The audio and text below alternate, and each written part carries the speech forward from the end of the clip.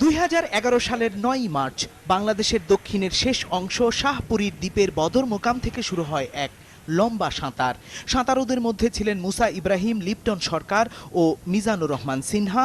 এর বাইরে ছিলেন KM মুজিবুর রহমান নামে অন্য এক সাঁতারু, যাকে নিয়ে তৈরি হয় বাংলার পথে পথে নামের একটি অনুষ্ঠান।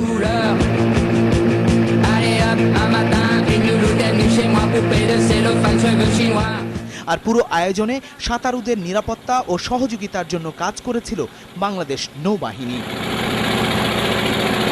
বেলা 11:40 শুরু হয় সাঁতার। গন্তব্য 14 কিলোমিটার দূরের দ্বীপ সেন্ট মার্টিন। গণমাধ্যমের কর্মীরা সাঁতার শেষ হওয়ার জায়গা সেন্ট মার্টিন দ্বীপে অপেক্ষা করছিলেন, কিন্তু আয়োজকদের পক্ষ থেকে সাঁতারুদের অনুসরণ করার জন্য তাদের সাথেই ট্রলারে কমপক্ষে 2টি ক্যামেরা রাখা হয়। সেই ক্যামেরার তোলা ভিডিও চিত্রে দেখা যায় মাঝ সমুদ্রে যাবার পর হঠাৎই মুসা একটি ট্রলারে উঠে পড়ে।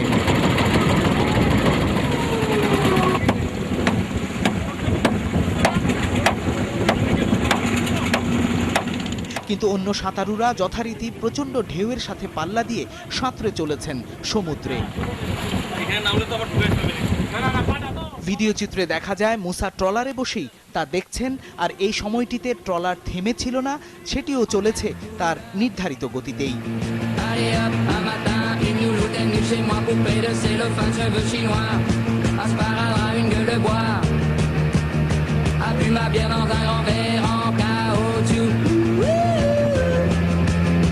মার্টিনের কাছাকাছি আসার পর আবার সমুদ্রে নেমে পড়েন মুসা।